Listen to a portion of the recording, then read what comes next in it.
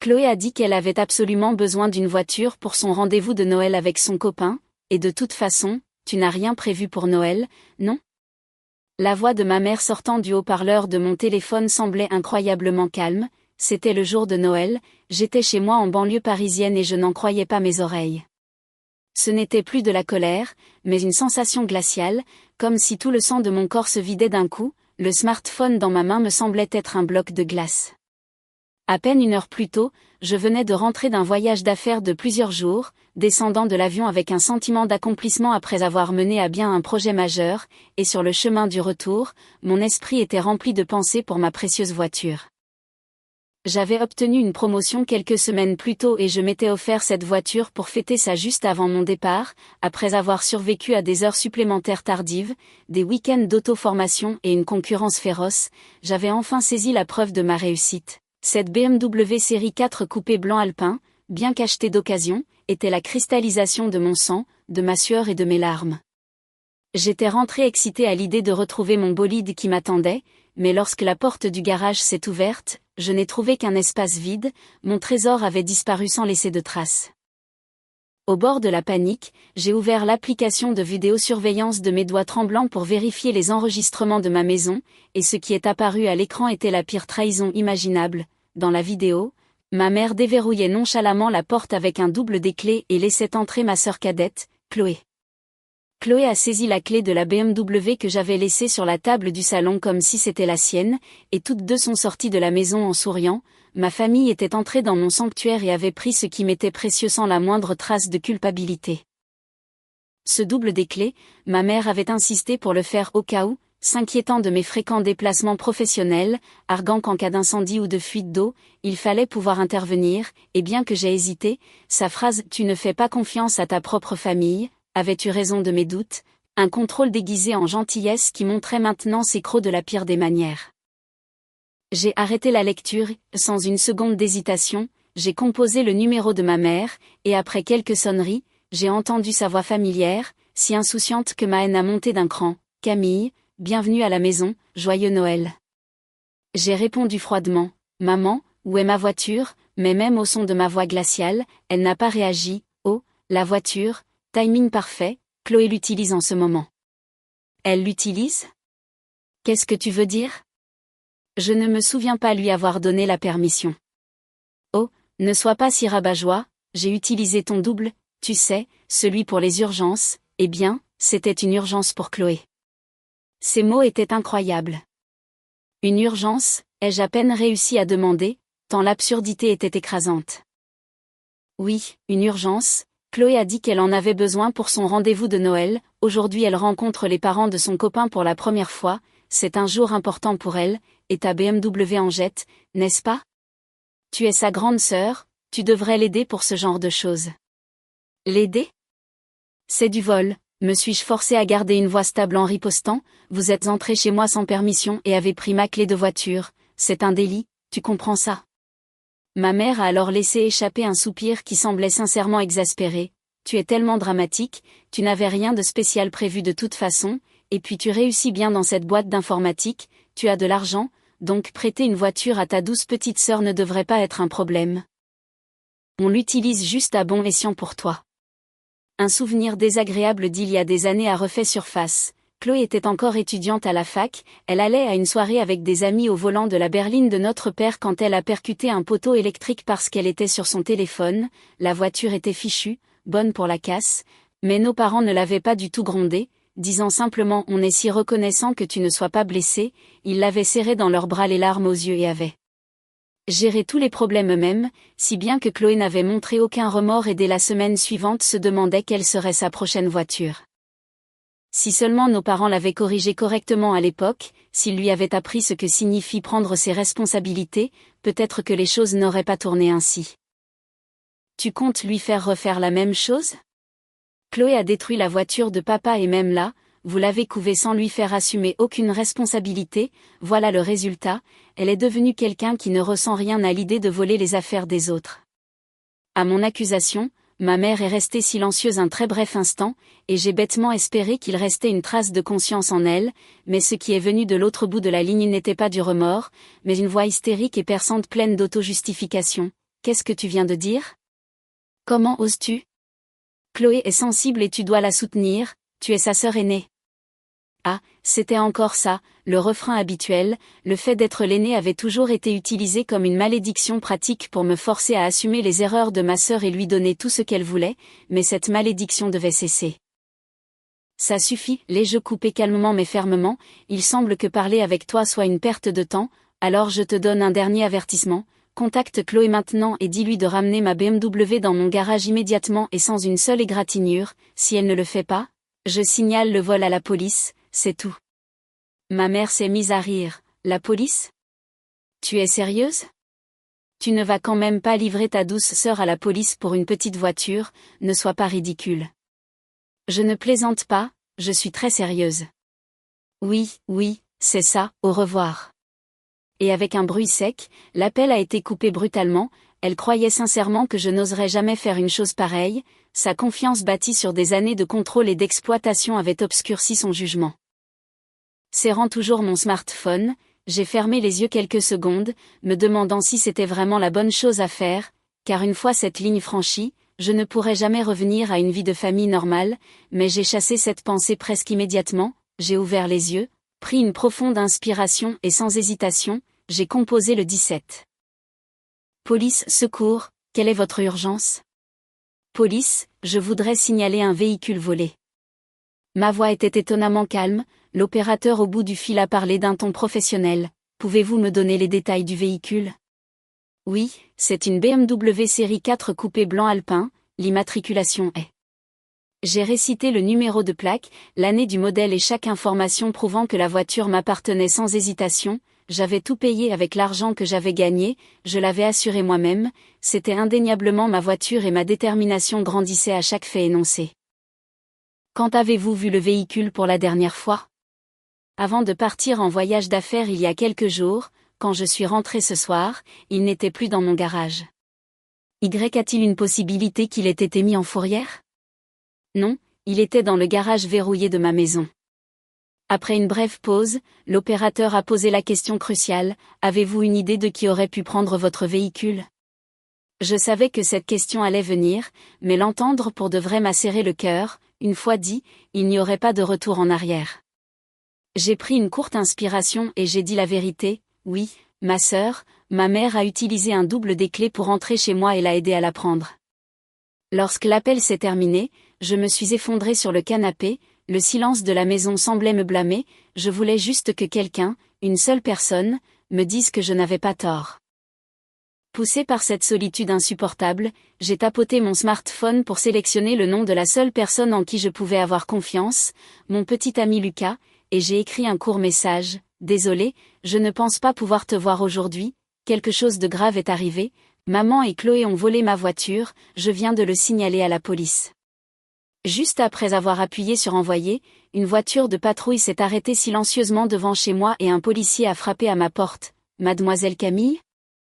Je suis le brigadier Martin du commissariat central, puis-je avoir plus de détails sur votre véhicule?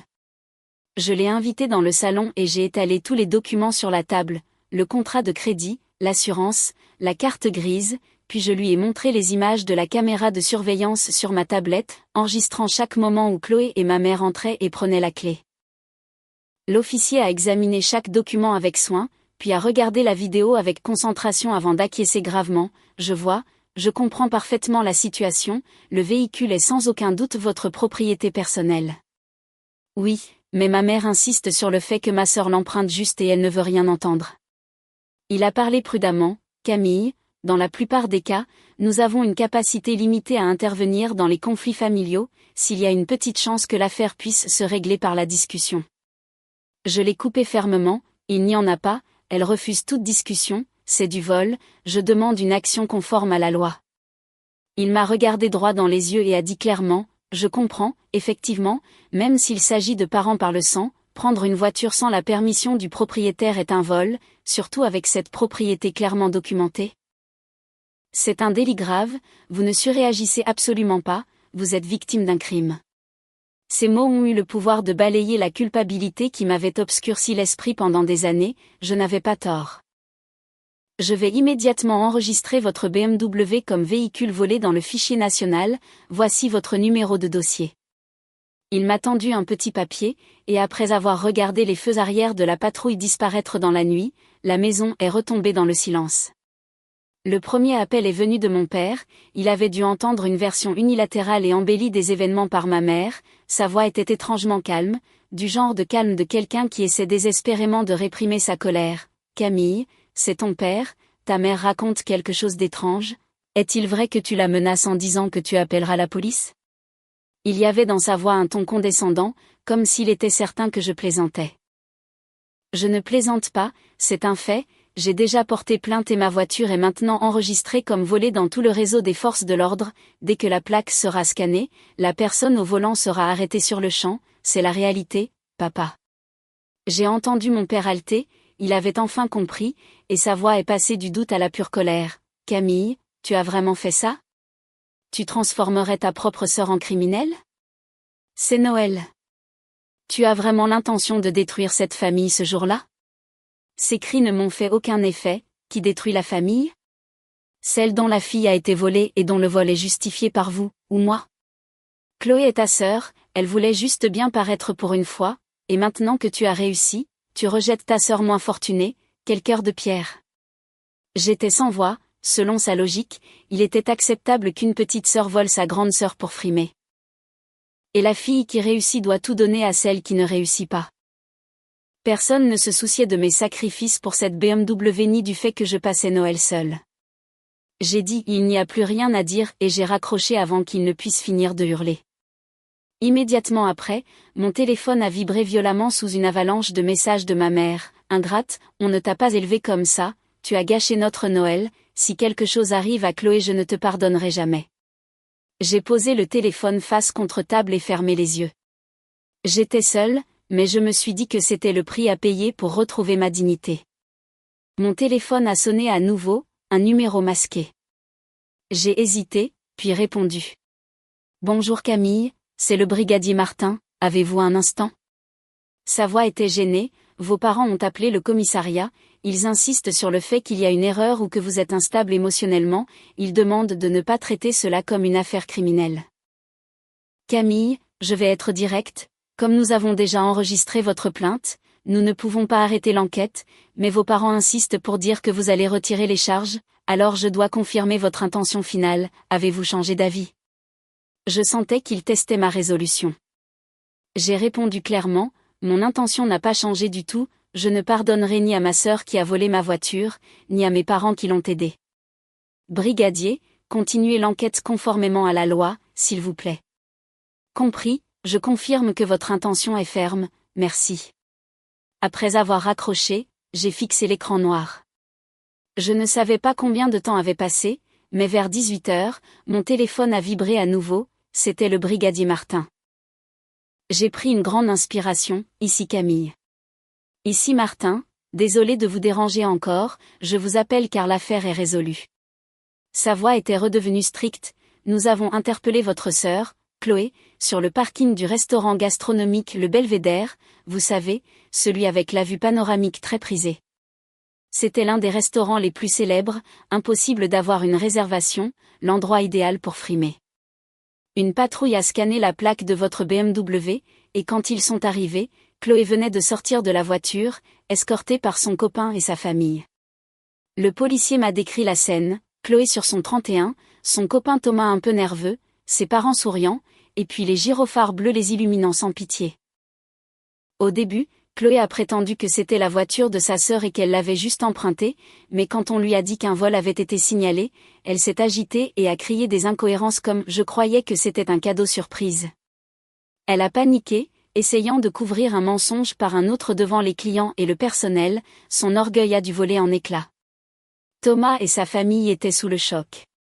Nous avons arrêté Chloé sur le champ pour vol de véhicule et l'avons emmenée au poste. Votre voiture est à la fourrière comme preuve, nous vous la rendrons une fois les procédures terminées.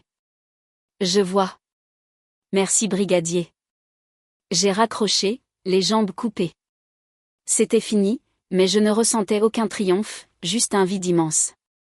1 heure plus tard, alors que mes parents devaient s'activer pour trouver un avocat ou payer une caution, on a frappé à ma porte. Un coup doux.